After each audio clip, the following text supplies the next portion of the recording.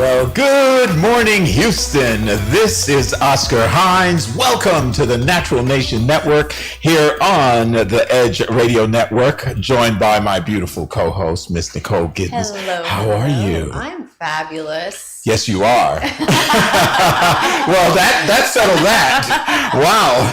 So how was your Father's Day weekend? Did you all have fun? I did good. I scored. He loved his gift. I got him a fishing trip with my brother-in-laws, and the kids went out of their way to do extra chores to buy Dad something. Nice. My oldest son, with his pressure washing job, went and shopped for himself for his dad, so I was pretty proud of them. Wow. They put together, and we had his father over, so it was good weekend overall. How was yours? Mine was cool. I got a chance to rest a little bit, but you know, my kids, they're spoiled because I cook better than they do, so they weren't having that. They were like, well, can you make some? I was like, no, the whole point. So I told them I'm blessed with your presence, so that's enough for me, type of thing. You know, that was, I didn't mean it, but hell, it sounded good. No, I'm just kidding. No, actually, I meant it thoroughly. I enjoy them. You know, as adults, it's always kind of fun and cool. And, you know, probably the most important thing as parents, and, you know, I'm a little further along in the game right now, right? But being able to see the young humans, the young adults that you've created, and the way they reason and sort of how they process and navigate their way through life. So you're right in the throes of that right now. You're in the programming stages. That's exciting, right? It's a little scary. It's a little scary these days. You know, they've got a lot of influences out there. So keeping them on the straight and narrow, you know, it's a tough game out there. And you want them to have honest dialogue with you. So there's those fine lines. We do good cop, bad cop at the house, and it kind of works for us. Who's the bad cop? My husband. Okay. Your dad's not going to like that. Oh, your dad finds out you're in trouble. Yeah. That's my game. Gotcha. So that they kind of come with me to the honesty, and I keep my husband informed, and we kind of figure out. I know a lot of people say, you got to be on the same page, you got to back each other up, but I'm telling you, it works at my house. Yeah. It just does. Oh no, we were talking on the morning show this morning about the importance of having both parents and both parenting styles. I mean, as a single parent raising my kids, I was a hell of a dad, but I was an okay mom. You know, I can't say that I was the complete nurturing, loving energy that I would have been, you know, but I think they need both. They need both. They totally do. And then, you know, every once in a while, they'll get a little exorcism mom going where they've just spun me out of control and I'm tired of repeating myself. And they're like, whoa, okay, yeah, mom's hit her. She's the bad guy. She's the bad cop. Wow. Yeah. Well, the beauty about it is that we have the privilege of hopefully getting to the point where they become parents themselves. Mm-hmm. And then we can have all the I told you so. That's right. Because I'm going to give my grandkids like sugar and crayons and send them home. That's what. So speaking of growing old gracefully, we are blessed with a wonderful lady that has been both a RN and practitioner for a number of years on the allopathic side, as well as a deep and profound understanding of holistics and how the two worlds come together. And that always gets me excited because there are both. So can you give Patricia Dacre a proper introduction? So Patricia is a diabetic nurse. She has developed e-courses for employers to educate their staff on proper education on how to, you know, create wellness with their diabetes. 1 out of 10 people have type 2 diabetes. 32 million Americans have type 2 diabetes, and the numbers are pretty high with type 1 too, but type 2 is very prevalent in our society. So Patricia just wants to educate people on lifestyle changes so that the employees can have good quality life, and with a good quality life, you know, the production will be better into the workforce. Yes. So welcome to the show, Patricia. Welcome, well, thank Patricia. you. I'm really honored to be here. Thanks for having me. Wow. Now, Nicole just mentioned a staggering statistic. 32 million people have diabetes. Yes, it's an epidemic, you know, in the U.S. and growing.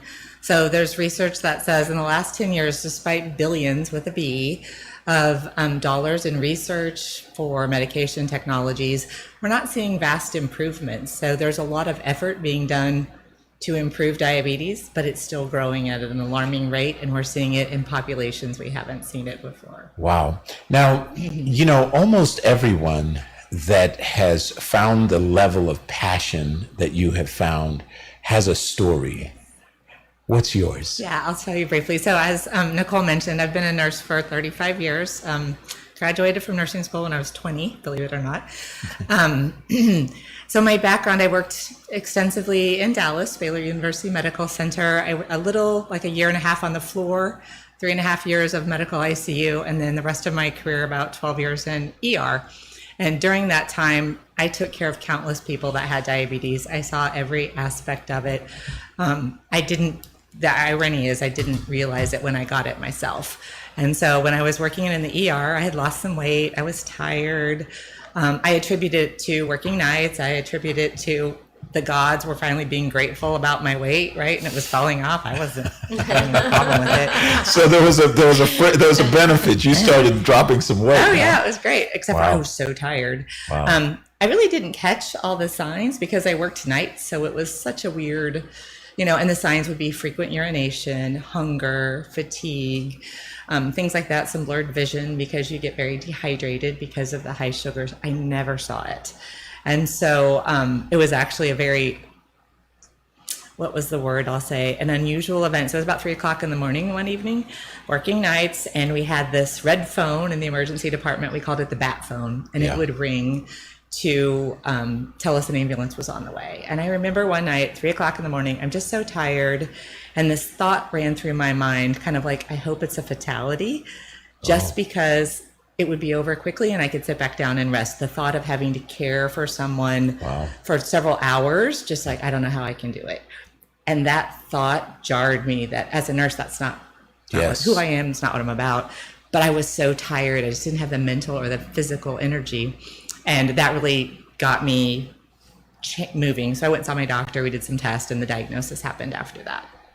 Wow. So the weird part about my story is I knew the medical stuff. I knew it hands down. I had seen every aspect of diabetes in the hundreds of patients I had cared for.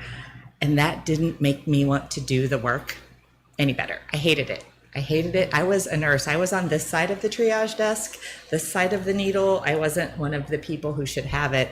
So mentally and emotionally, it was exhausting. And that's kind of where my story gets interesting because nobody helped me with that. Nobody at all. And so again, fast forward over the course of many years, and I can tell you a few more stories, but that was the journey, and that's the help I want to bring to others. Because as much as diabetes is a physical condition of your body, it's a mental and spiritual impact as well. And we don't talk about that, and we don't help people through that. And until you get your head sort of straight and your emotions in check and you understand the burden that is diabetes and you learn how to embrace it, you resist a part of your life. And so when we talk about holistic care, mind, body, soul, you can't just take care of the body without really having work and support and attention to what your mind needs and what your spirit, your soul needs. Wow. So, yeah.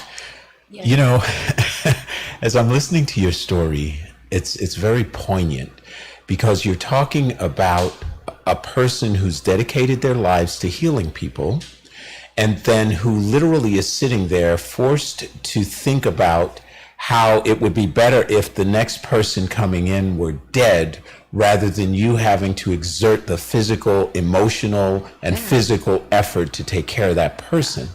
That's profound. Well, and it had, I think, God works in mysterious ways, and I needed something that jarring to make me move because A, as women, and two, as nurses, we're very selfless. We give for others, right? And you put your own needs, so you discount the fact that I'm really thirsty. I discount Robotic. right. You're just, I have to do this. I have to do this. And it took something that dramatic to go, wait a minute, something's not right. Yes. And you can research and you can feed your mind with all of the different types of supplementation. I mean, there's so much out there. The apple cider vinegar after each meal, chromium picolinate, foods rich in chromium, magnesium. There's all different types of things that you can do. But until you get that willingness, and we were talking about this before we started, and you really put it out there that you want to change, and you stay in tune with your body after you're ingesting those particular types of food, really listen to your body. What's your body telling you? How do you feel? How clear is your mind thinking? And then when you eat your junk, pay attention to how your body feels after that. And then you can get engaged in, wait a minute, this is good for me. I'm not punishing myself by good sound nutrition. I'm actually loving myself more. And Americans got it all twisted. Yeah. They just have it all twisted. What did it take you to get Well, there? one of the interesting facts is, nobody, again, when we talk about the mind, what you've described is somebody who's on the other side, where you get there and you're in acceptance. And so one of the most common misconceptions about a diabetes diagnosis is that you grieve. There's grief. There's loss. And so for me, if you think of the signs of grief, denial, not me, anger, this isn't fair, why did this happen, bargaining, well, I'm going to do this, but not that, I'll eat that, I'll work out, you have this wrestling back and forth. Depression and diabetes are very, very common. And at the other side of that is acceptance. But we don't talk about that. So if someone died and you had a friend that died, you would support and love, and you'd sit there through their tragedy and their grief and their sorrow and their struggle. When someone gets a diabetes diagnosis, we wag our finger and say, don't eat that. Why are you doing that? We're very judgy. And so for me, it was interesting to understand the emotional and the mental aspect of being allowed to go through that process. So people tried to cheer me up. It's okay. My grandma had it. So-and-so has it. They compare you. And it somehow devalues your own experience. And so there's this acceptance and mental and emotional journey you have to go through, and you need to be allowed and supported through that journey to get to acceptance. So I 100% get that I have diabetes. It's not a burden. I've worked through all that, but I didn't start there. And until you get to the point where your life is okay with whatever it is, if it's diabetes, my life is good. I don't have a bad life. And because I feel that way, and because I've come to reconcile and understand that it used to be this way a long time ago, and now it's different, I actually can make little tiny changes that you're alluding to, because I'm no longer clinging to needing it to be different, right? Wow. And so when I want to still be able to eat the way I did. I want the past to still be present. You're in this little cycle that you can't get out of, wanting things to be what isn't true. You're on a hamster wheel. Yes. So a lot of times when somebody goes through that initial diagnosis, I think what a lot of people don't understand, and I have friends that are neurocritical care specialists, and they specifically talk about things like diabetes and renal failure as being major neurological events that change the physical chemistry of your brain. Can you give us more insight on that? Because most people don't think about it that way. They just think about the physical aspect. So I think there's a couple of ways to approach that. One is we forget that a body, as a human, we are systems. And systems interact. We never interact, there's never just one thing that happens. So your blood sugar affects your hydration, affects your, everything, your digestion and your neurostatus. So we think about our blood sugar as our brain's preferred food. It's the food that we want. And so if that system is upset, of course it impacts your neurological function, your ability for your brain, any part of your body to do its work optimally. Little bunny trail on the COVID thing, why diabetes is such a high risk for COVID, is that if you get the virus, your immune system needs to fight it off. If your immune system isn't functioning on all cylinders because your glucose is out of whack, your hydration status is out of whack, all that, then you're off, and you're never going to be 100% able to do it as if you didn't have. Right? So when we think of diabetes, it's not just blood sugar. It is every aspect of not only your body, but your finances, your relationships, your spiritual view of yourself, your abilities, your sense of worth, all of it. There's so much more than just eating, exercise, and blood sugar. And that's what people tend to gloss over. The lethargic disposition alone. I mean, walking around in a total brain fog. I mean, the quality of your life when you can't function properly. I mean, who's going to be motivated to do anything in that state of mind? Two great points is there's not a person listening to us right now that doesn't know eating right, exercise, and good hydration is good, right? It's common. So just because your pancreas fails doesn't mean that somehow you have this superhuman ability that the rest of the world doesn't have. Right. And in all truth, when your blood sugar's out of whack, you have less energy, right? And so to do the work of diabetes requires more energy. We tend to focus just on the body's ability to generate energy, but you think about when you feel good, when you're happy, right? You're more motivated. You think about when you're doing a project you're passionate about. We talked about this morning, just how if you're physically feeling ill, your spirit and your mind can overcome. It can give you energy you didn't think you have. That's the energy that we need to tap into for a lifetime of diabetes, because your body's always going to be a little bit catching up and compensating. Right. Yeah.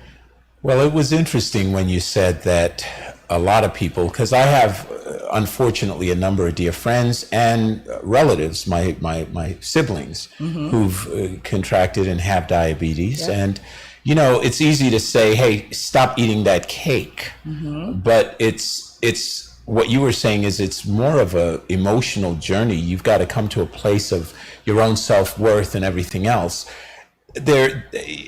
Because you are so enlightened, I'm certain that you are familiar with this, but I wanted to open this up and then get your perspective on it. Every physical problem that we have, there's an emotional causation. It's all tied together. And the pervasive emotion for diabetes is, when is it going to be my turn? The best of life is now in the past. Right. The future doesn't look as good as what I left behind. So now there's this sense of regret that perhaps you didn't fill all your potential in your past, and there's not a lot to look forward to in the future. So I would challenge that. That's what you tapped on, is the work I do with most of my clients. So purpose is really huge. I'll share a story with you that might help illustrate, because I disagree that the best of my life is in the past.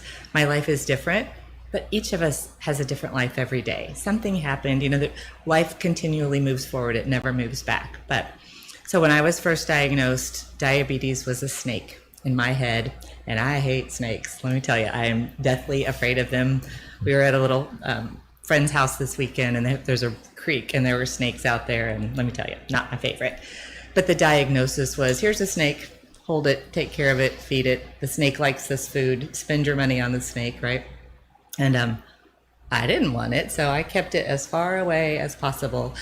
That's very common with people with a disease or a process they don't want. They push it away, right? If you're pushing it away, you're not taking care of it.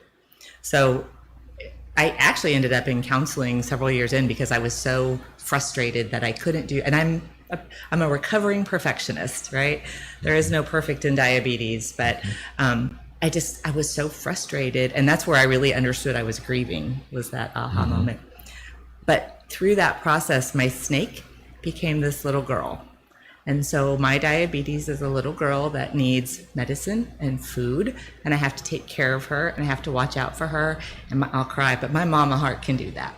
I can do that for the rest of my life and not hate it, because I had to quit hating a part of my life.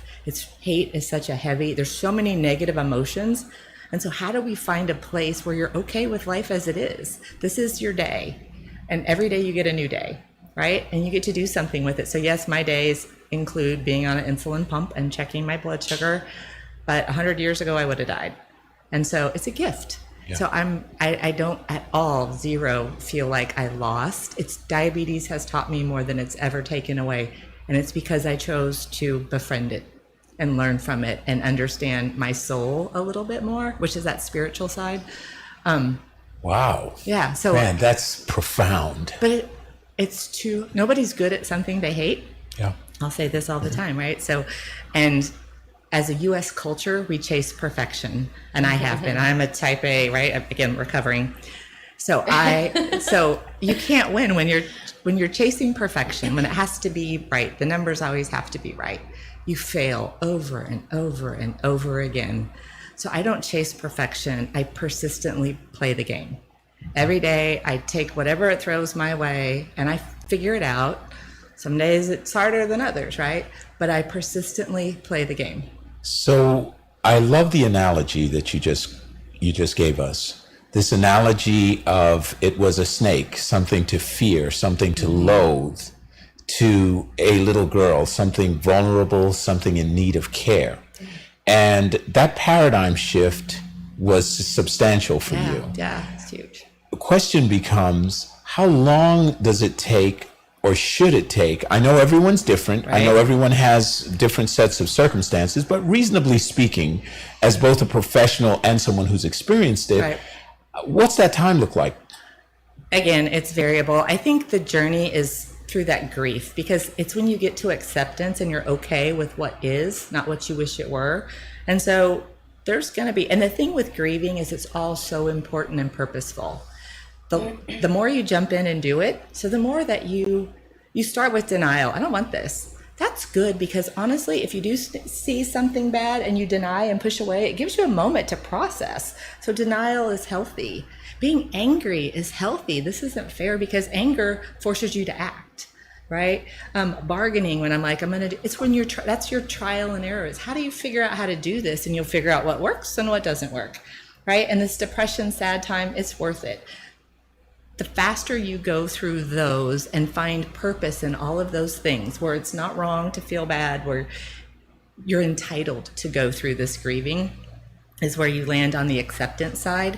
And we tie your acceptance of this is true. What is true today? Today it's true I have diabetes. Today it's true that my blood sugar is not 100% it's true. It just has to be true. When you get to that point, then we talk about what's your purpose. Right? What's your worth tied up in? And how do you take some innate part of you and tie it to your sense of value and purpose? For me, it was a little girl, right? But it's tapping into those things that made you special, unique, and different. And if you can live your life in searching those versus running away from what you don't want, it shifts. It just changes, right? So the time frame, again, is hard, because it depends on kind of what you bring to the table, your experience, your thing, but it happens like that.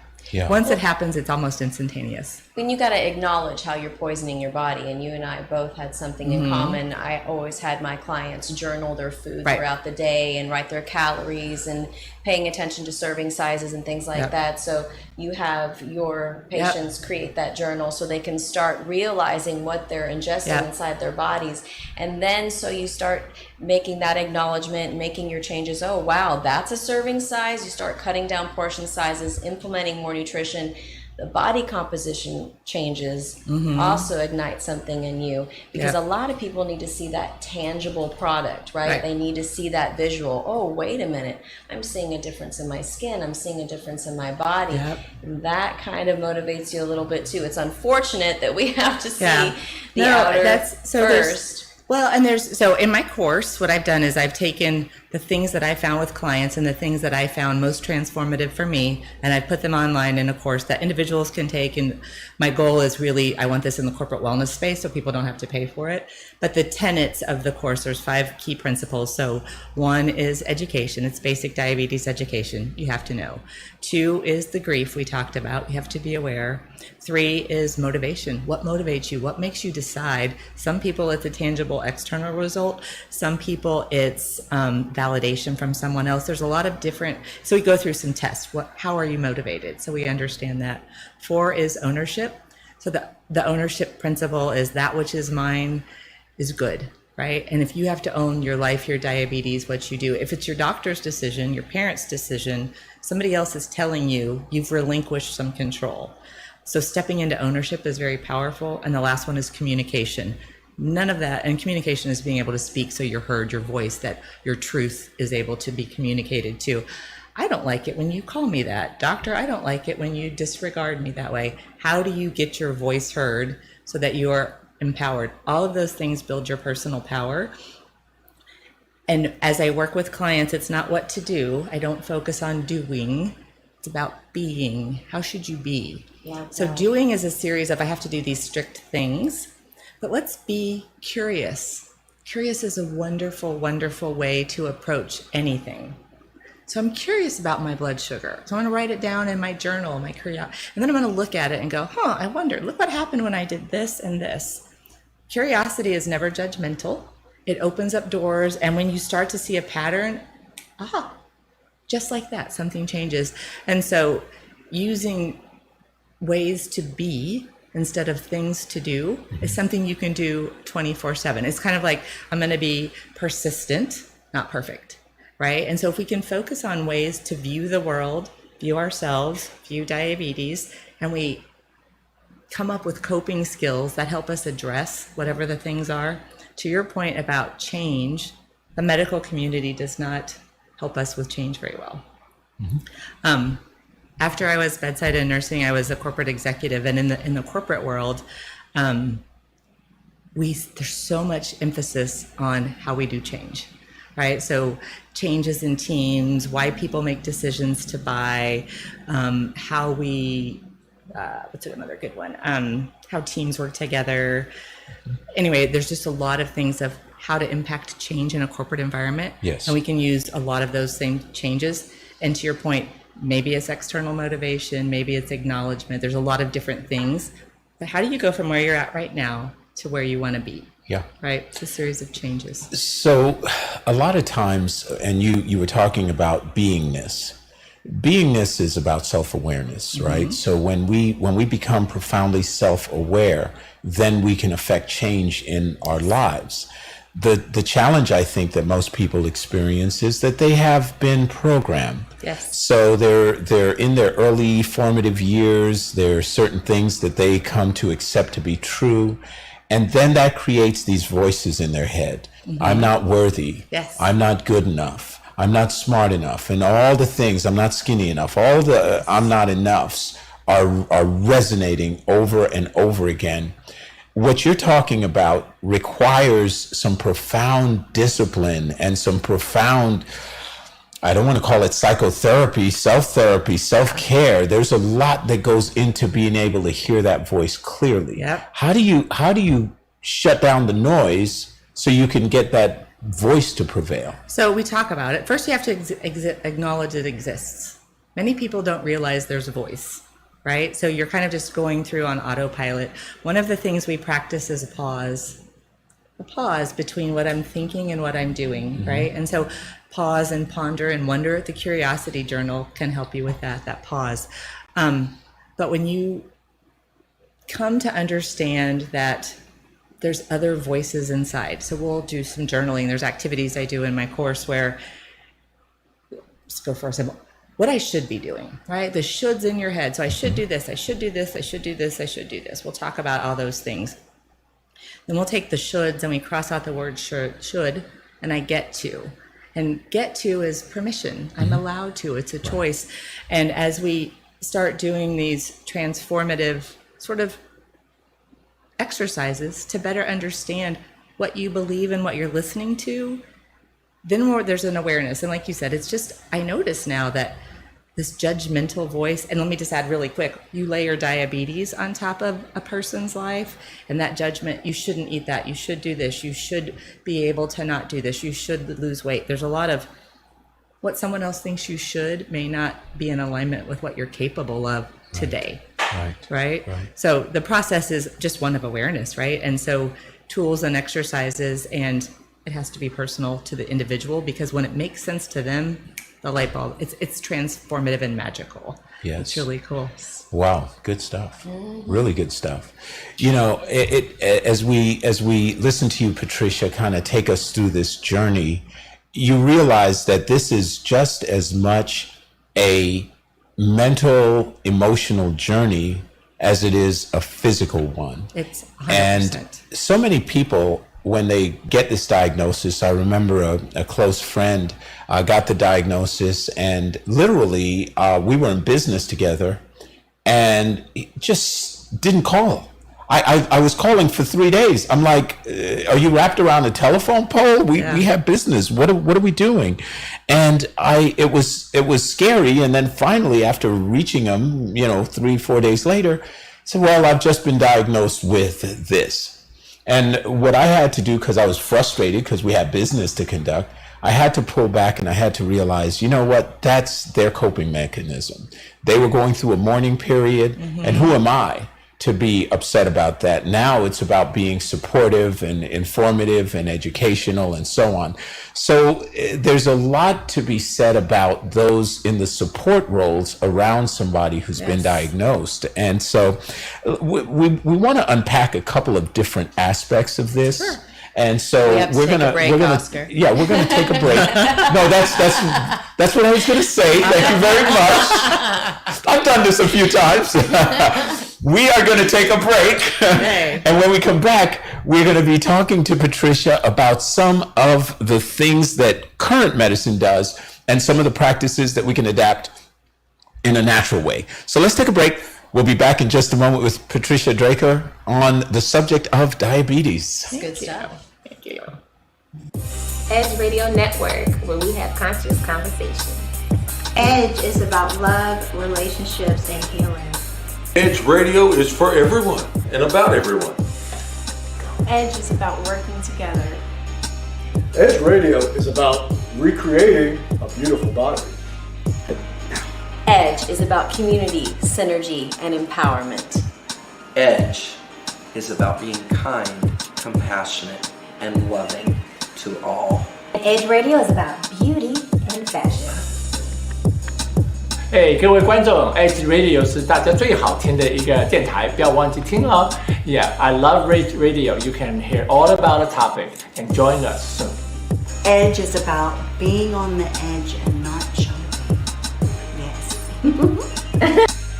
When people stop talking to each other, society is...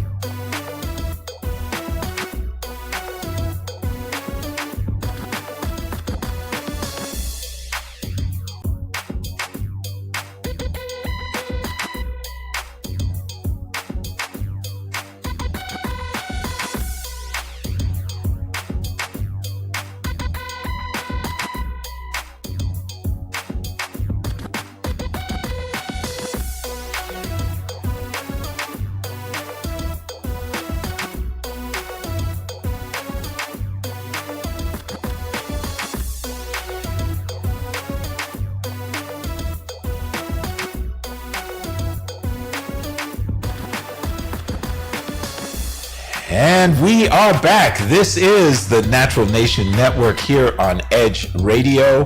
We are joined by Patricia Draker, who is a registered nurse and also a specialist in the diabetes space. And we've been really delving into some of the insights, Patricia, on the emotional journey that people take. Yes.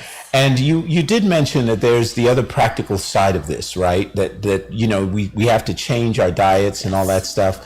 But what I like that you said is that just because you have been diagnosed now with diabetes doesn't mean that your willpower suddenly became superhuman and you can avoid that chocolate cake or that ice cream or whatever it is your nemesis is in the alternate universe. Exactly. So, do some yoga and go grab your carton of ice cream. You're good. Right.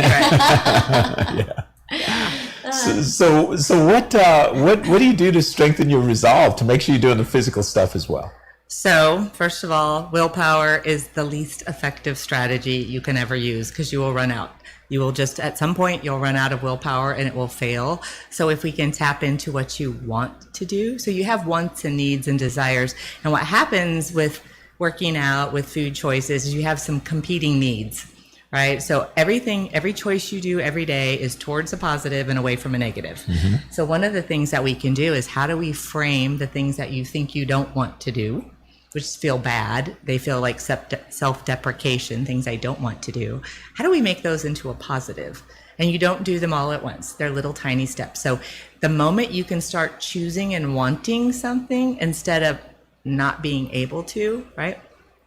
So a lot of it's just, again, that awareness of let's say working out. So if working out to you means 6 hours in the gym in front of people and it's embarrassing and don't do that, right? I would rather you go on a nice walk and start in a place that's comfortable. And over time, it's that persistence, right? You gradually build, because if the bar is too high, you will fall. And so this sheer willpower, pushing yourself to do something you don't want to do, you don't believe in, you don't find value in, it will fail. So the goal is not pushing yourself harder. It's tapping into your own natural beliefs, desires, wants. There's something within you that wants to be healthy.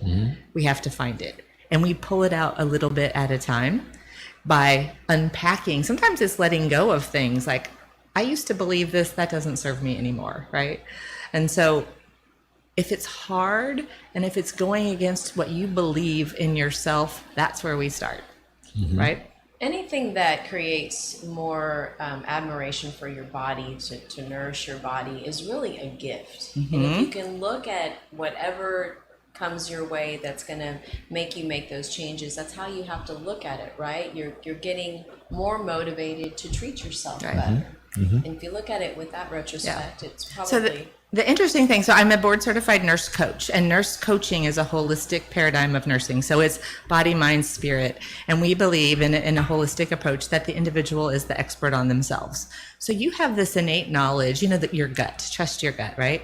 We have these voices we talked about a little bit. There's a crazy voice in your head that's very critical and harsh, but there's also this voice, this part of you that pulls you towards your destiny, pulls you towards health. It wants to be healthy. So we need to figure out how to tap into that, to listen to that voice, because the cool part of coaching is every time, without fail, every time, 100%, the person knows what the next step is. They know what they should be doing, right? And so if they say, and we'll do some coaching techniques and things to help them kind of tap into that part. And so instead of me saying, go out and do X, Y, Z, it's more like, what do you think so to anyone listening right now, you already know what your next step is. Guarantee 100% you know what it is. So I would challenge anyone listening to go put it on your calendar with a date and time, and make sure it's little, tiny, and small. Some little thing that you can do in the direction of who you want to be, that you can do. And when you do that, you celebrate celebrate big, because that positive motivation will pull you forward. Correct. Versus I failed again. You're creating momentum. Yes. And that's what you want. And that it's building, right? If you can just keep going in that direction and remember to tap into that voice, listen, and it takes quiet and it takes some intentionality. But again, the cool part about, the course that I have is it takes you through all this stuff. So you watch a video, all these exercises are in a workbook, you journal through them. I can't tell you what your magic bullet is, but each person already knows. We all know what we're willing to do or not willing to do. Yeah. What you're really talking about, especially as you opened up, was you have to find your why. Yes. Your why is the most central part of that equation. And then I think another part of it, based on what I'm hearing, is that you get into a vibrational, emotional state that is consistent with that health, that's consistent with the way it feels to be healthy, with the way it feels to have your life back on track the way that you want it to be. Yeah, 100%. So I often, when I do speaking engagements, we'll talk about what diabetes is like. And that feels bad. So I'll do the same exercise with you. If you were to imagine a person that you've come in contact with that just rubbed you the wrong way. And we're a large, mixed up group of world. There's people that we've come across that just, oh my gosh, they're going to be in that meeting. I have a call with that teacher that you can't, there's somebody. And I bet everybody listening has a person in their head, right? Imagine that person, right? And now they say for the rest of your life, 24/7, every day of your life, that person is with you. And guess what? You have to spend your money on them. They get to decide what you eat. They decide when you sleep forever, for the rest of your life, right? That does not feel good.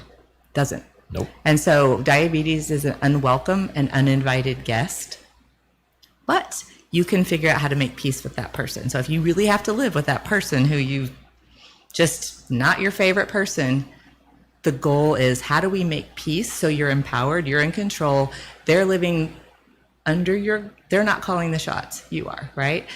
And that feels better when you find empowerment, when you find boundaries about what you're willing and not willing to do, when you step into your own authority that this is my life. Yes, you may be in it, but you cannot, you're not going to deter me. And so again, it's all about feeling. And if you feel victimized, if you feel less than, if you feel trapped, all of those words, and this is where I specialize, is burnout, right? So if there's one singular thing that I could boil down about diabetes that makes it hard, is burnout. So imagine, again, a bad relationship, a bad job, place you don't want to be. After a while, you're done with it.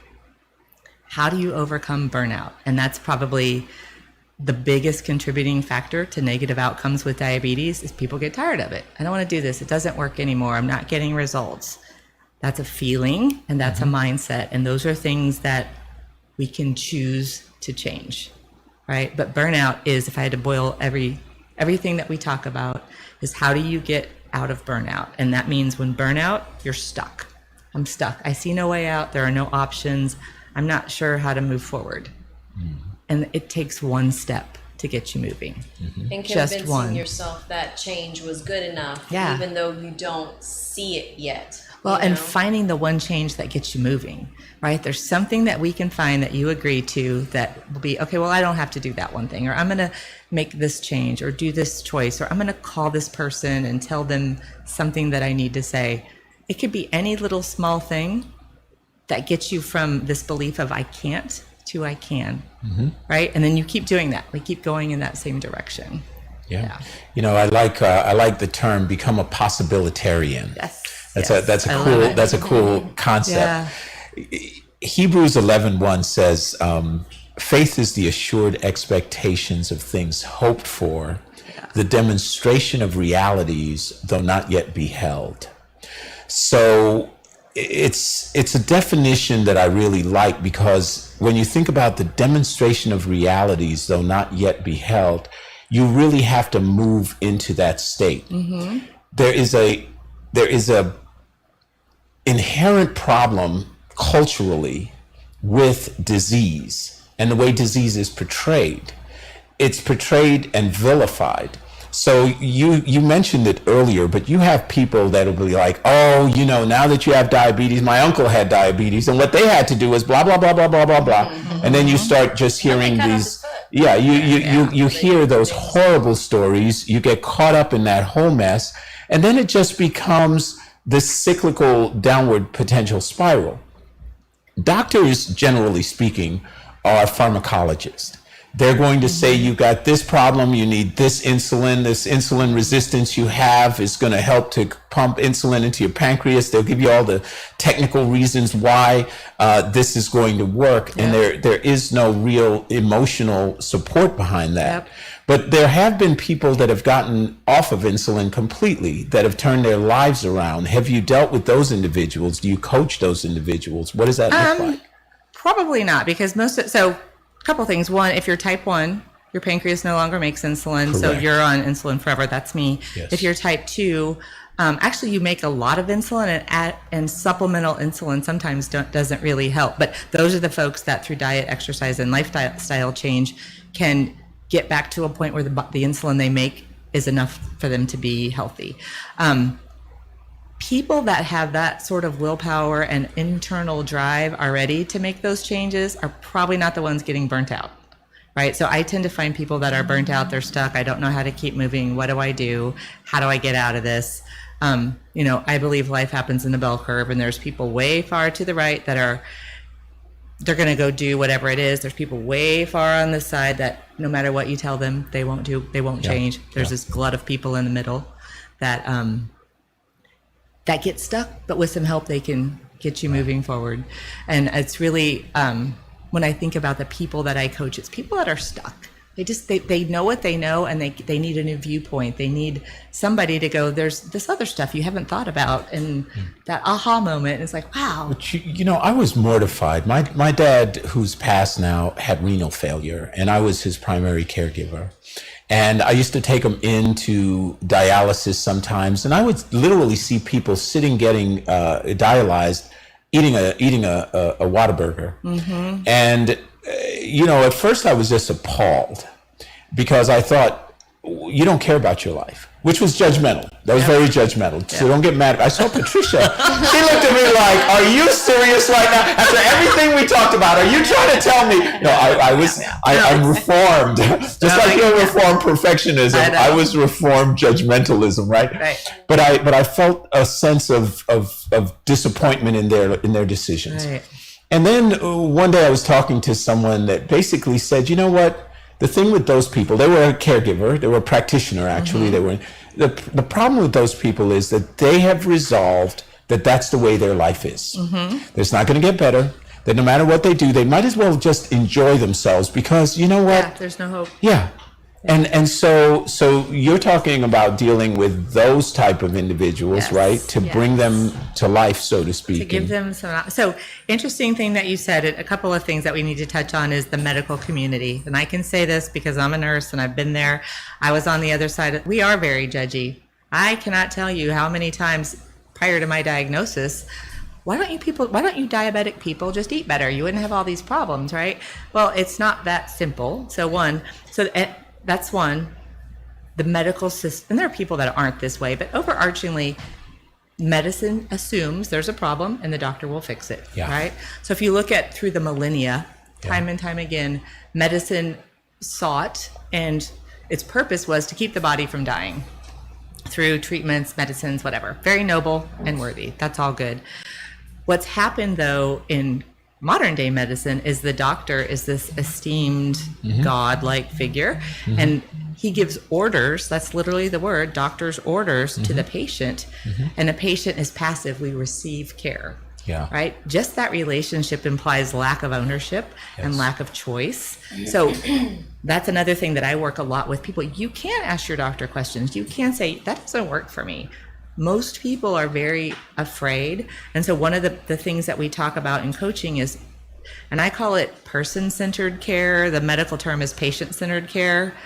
But I've never been a patient. I'm a person. I live with this every day. Patient implies some label. A pathology. Yeah. And so, I live with diabetes, but I'm a person, right? And so person-centered care acknowledges your finances, the relationships, the people, your support system, the medicine, every aspect of this thing, and you are in the center, and guess what? You are the only one that synthesizes all this information.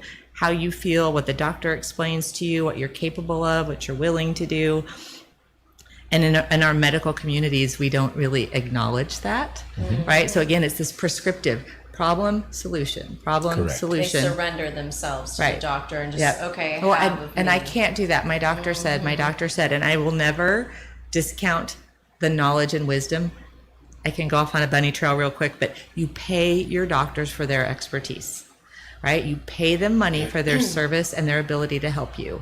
You are in no way obliged to agree to it than if you went and paid someone to cook your meal and you ate food you didn't like, right? So there is a part, you get to decide. It's your body, yours. And it may be the greatest information in the world. If you can't afford it, if it's not available to you, if there's so many other factors other than what a doctor says, do these things. So you have an obligation and a duty to protect yourself, to tell the doctor, I can't afford that. You know what? I hear what you're saying, but that's not going to work. So personally, they told me not to work nights when I was diagnosed. And it was a pain in the patootie to try to figure out insulin, but I had enough understanding of the medical system, I guess I'll say, that I was like, I'm not doing that. I'll figure it out. Yeah. Right. And so you have to kind of fight for what you believe in, and you're right. And again, we're taking care of the body, but we function as humans in a system that's far more complex, and it's never just that simple. Right. No, it's multifaceted. Absolutely. And so as a person living with diabetes, no one is ever going to be more invested in you than you. right? And so if you're getting information that you're like, I don't like this, I can't make sense of this, you may not like it all, right? But you have to come to appreciate its benefit. If you can find the benefit in it, then you can do it. But if it feels punitive and like somehow it's just not going to work, there's other strategies we need to employ. And that's a really important part, because a lot of it, even the diet, seems punitive in some respects. Oh, you know, you're eating rabbit food now. I mean, you hear that kind of stuff all the time. And, you know, I was a vegetarian in my early 20s for years, and I felt the best I'd ever felt in my life. And I'm still a good vegetarian cook. So at least 2-3 times a week, I create some, you know, vegetarian meal and feel really good about that. You know, having lost over 70 pounds, you know, when I was, 20 years ago now, but never gained it back. And I love to eat. I'm a foodie, but just realized that some common stuff applies. So obviously you're an advocate of eating right. I've seen diets cure diabetes, and I'm talking about cure it from a clinical standpoint where it didn't exist anymore. No more insulin intolerance. I've also seen the opposite, obviously, where people go into this downward descent, and a lot of it has to do with the attitude, but it's exercise, it's lifestyle, it's the emotional support. So, you know, what I'm hearing you say, Patricia, is that just like our body has many systems that need to be tended to balance itself, emotionally, psychologically, all of those things have to be balanced as well. Diabetes starts here, literally. When this part gets engaged and believes in the worth and the value, and you have to decide on some level that you're worth it, and you're going to do this work, and you're willing to be curious, you're willing to think about it, you're willing to make small changes that you can agree to, right? And you make those small changes, and then there's a next wave of small changes, right? Everything that we do evolves over time. And right, so that's how we have to do it. And it's because on some level you've decided, you've made a decision, which is empowering. You know, you make a decision that you are worth it, and you're going to take that first step, and that's what you have to do. And you don't have to worry about a year from now, 10. You just have to do today. You have to take that step in that direction. Yes. And going towards the science, there is research that has discovered that it's not just the insulin, it's the metabolism, and it's the way your body processes glucose across the board. So there's all different types of things that you can do. The apple cider vinegar, a tablespoon, if you dilute it after you eat. Chromium picolinate is very, very effective. Foods rich in chromium and magnesium are very effective. Staying away from pastas and breads. You know, there's all different types of things that you can do to, you know, help your metabolism and help those glucose levels. And then, you know, even the 15 minutes, just start off with 15 minutes of exercise. I mean, this is just suggestions, but research has shown. So it doesn't have to be, you know, where you're having to rely on this insulin for the rest of your life. Exactly. So it is those incremental steps. So Patricia, as our time has rapidly come to a close, from the standpoint of the courses that you offer, and from the standpoint of the programs that you've implemented, give us a sense of, walk us through what it does and how it will help individuals, and then how we can get in touch with you. So I'll do a little selfless plug here. So my website is betterdiabeteslife.com. The e-courses are betterdiabeteslife.com/e-courses. It's a series of 25 videos organized into 5 chapters that cover the 5 pillars. So we go over basic diabetes education. We delve into emotions. We talk about motivation. We talk about ownership and person-centered care. And we talk about communication skills. So you watch it online, and then there's a journal that you do. So you watch the lesson, and then you explore it personally.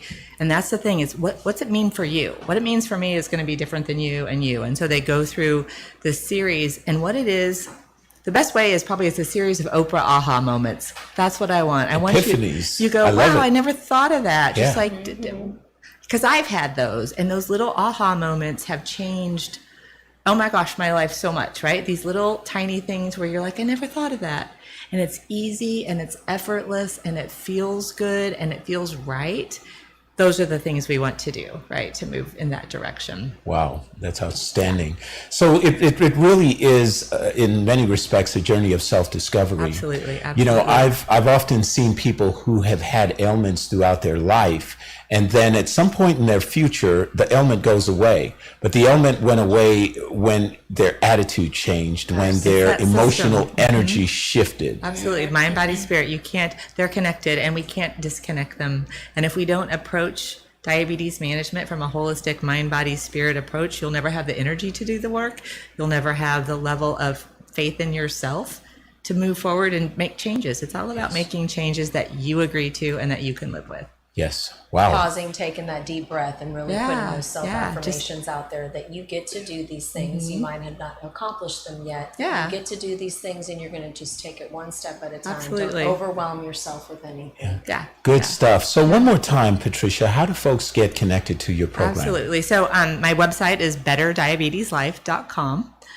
The e-course is betterdiabeteslife.com/e-courses. I'm on Facebook at Better Diabetes Life, Instagram at Better Diabetes Life, Twitter at Better Diabetes, because they don't have enough numbers. I have a YouTube channel. It's all on my website, though, anything that you want to. And I post and offer a lot of free advice as well. Awesome. And you were excited about a new partnership. Yes, real quickly. I've just partnered with a gentleman named Don Muchow. He is somewhat of a celebrity in the diabetes world. So he's an ultra marathoner. He's in the midst of running from Disney to Disney. And he runs 20 to 40 miles a day. His story, real quick, though, is diagnosed with type 1 in his teens, told by his doctor, don't exercise. Ended up having all the complications of diabetes and took it upon himself to go pursue things that he was interested in. Wow. And now he runs miles a day. But yeah, wow. So he's 40 miles a day. I'm scared of him. That's crazy. Yeah. So yeah. Better Diabetes Life. LIF as in Frankie, life. Yeah. .com. Awesome. Yeah. We've been talking to Patricia Dacre. Thank you so much for this information. I'm sure it's going to help quite a few people. Folks, you've been listening to the Natural Nation Network here on Edge Radio. Thank you, Nicole. It is awesome to see you. We're going to be back next week with another great conversation. Patricia, thank you for joining us today. You're welcome. Thank you for having me. We loved it. Up next, Amber Neal, Matchmaker Hotline, and there is a sex therapist in the house. Dr. Jen is going to turn it up and turn it out. I so want to be on that panel, Amber, but I have a meeting to go to. But I want Jen all to myself, actually. Gosh. I'm just telling you, it's game on. Anyway, folks, don't go anywhere. You're going to love this upcoming conversation here on Edge Radio. We'll be back with Matchmaker Hotline at 12 noon, high noon, in just a moment. We work our whole lives to support our families. With one accident or illness, it can all be gone in an instant. Now there's a smart, affordable way to protect your family. Go to findhealthbenefits.com and discover low-cost life insurance for as little as $2 per month. Add to that a tax-deferred annuity that can help you protect your assets and grow your money for retirement. Learn more. Go to findhealthbenefits.com or call 877-235-6094. A critical illness can strike without warning and wipe out your life savings. In fact, it's the #1 reason for bankruptcy. Find Health Benefits offers an affordable solution. Get up to $50,000 if you get cancer, stroke, or a heart attack, giving you the peace of mind to focus on getting better while the plan helps you to pay. Galveston, Houston, 1540 AM and K269GS, Pasadena, 101.7 FM. Text and work. Text and pretend to work.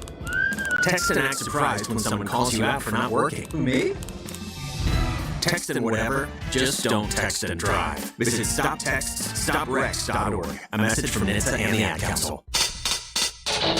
This is Dr. Arango with Arango Chiropractic Clinic to inform you that we specialize in the handling of your automobile injury case. Arango Chiropractic Clinic makes it simple for you to access the care that you need. Our doctors and staff have years of experience in the handling of auto accident claims. In addition to providing the health care you need, we provide our patients with information such as how personal injury cases are handled, whether you may need an attorney to represent you, what you can expect from the insurance adjusters. If you do not have an attorney, we will gladly make a referral to one. Often, injuries do not show up until days or weeks after an accident. A thorough chiropractic evaluation is essential to your health, especially after an injury. For more information and for the quality of care you need and deserve, call us at 713-868-6166.